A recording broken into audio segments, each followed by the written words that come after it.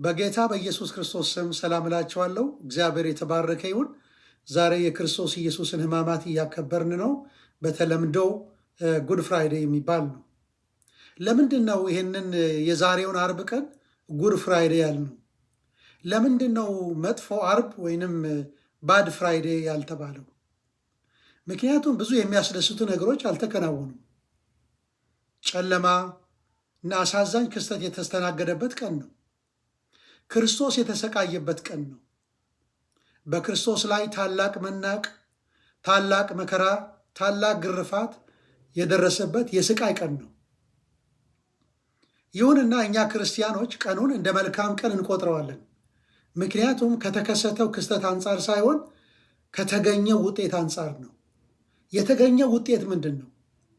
የመጀመሪያው የኃጢአታችንን ስርየት አግኝተናል። ስለዚህ ቀኑ የስርየት ቀን ነው እንላለን። በኃጢአት ምክንያት በሰውና በእግዚአብሔር መካከል መለያየት ተፈጥሮ ነበረ። ኃጢአት ይሰረይ ዘንድ ፍጹም የሆነ መስዋዕት ያስፈልግ ነበር እና በስቅለት ወይም በጉድ ፍራይዴ ኢየሱስ እንደ እግዚአብሔር በግ ሆኖ ለኃጢአታችን ተሰዋና ዕዳችንን ከፈለ። ኢየሱስ እግዚአብሔር የተቀበለው ፍጹም መስዋዕት ሆነ። ቃሉ እንደሚለው ደም ሳይፈስ ስርየት የለም ይላል። ጌታ ኢየሱስ በዚህ አርብ ቀን ደሙን ስለኛ አፍስሶ ኃጢአታችንን ይቅር እንዲባል አድርጓል። ስለዚህ ቀኑ ጉድ ፍራይዴ የተባለው የኢየሱስ ሞት ለኃጢአታችን ስርየት ስላስገኘ ነው። ሌላ ሁለተኛው ምክንያት ይሄ ቀን የእርቅ ቀን ነው።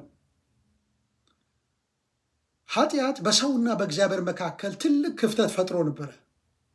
የእግዚአብሔር ቃል እንደሚለው እኛ ገና ኃጢአተኞች ሳለን፣ ገና ደካሞች ሳለን፣ ገና ኃጢአተኞች ሳለን ክርስቶስ ኢየሱስ ስለኛ ሞቷል ይላል። እግዚአብሔር በልጁ ሞት እኛን ታረቀን። በክርስቶስ ኢየሱስ ምክንያት በሚያምኑ ሰዎችና በእግዚአብሔር መካከል ሰላም ሆነ፣ እርቅ ተፈጠረ። መጽሐፍ ቅዱስም እንደሚለው እግዚአብሔር በክርስቶስ ሆኖ ዓለምን ከራሱ ጋር ያስታርቅ ነበር ይላል። እኛ በክርስቶስ ኢየሱስ ከእግዚአብሔር ጋር ታረቅን፣ ሰላም ተፈጠረ። ስለዚህ ይሄ አርብ ቀን የእርቅ ቀን ነው፣ ጉድ ፍራይዴ እንላለን። እርሱ ሰላማችን ነው።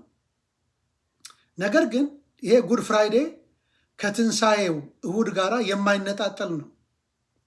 ይህ የአርብ መልካምነት ወይም በዚህ አርብ ጉድ ፍራይዴ የምንለው ይህ የአርብ መልካምነት ሙሉ በሙሉ የተመሰረተው በእሁድ ትንሣኤ ላይ ነው።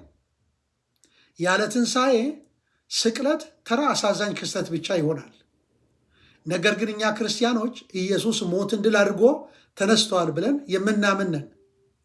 ስለዚህ የአርቡ መከራና ሞት መጨረሻ አልነበረም። ለድሉ የሚያበቃ አስፈላጊ መንገድ ነበረ። እኛ ክርስቲያኖች ጉድ ፍራይዴ ስንል የስቅለቱን አሳዛኝ ሁኔታ እያሰብን ሳይሆን የተገኘውን መልካም ውጤት ግምት ውስጥ በማስገባት ነበር። ለወደደን ከኃጢአታችንን በደሙ ላጠበን መንግስትም ለአምላኩና ለአባቱ ካህናት እንድንሆን ላደረገን ለእርሱ ከዘላለም እስከ ዘላለም ድረስ ክብርና ኃይል ይሁን፣ አሜን። ራዕይ ምዕራፍ 1 ቁጥር 6። መልካም የፋሲካ በዓል፣ መልካም የትንሣኤ በዓል ይሁንልን። ተባረኩ።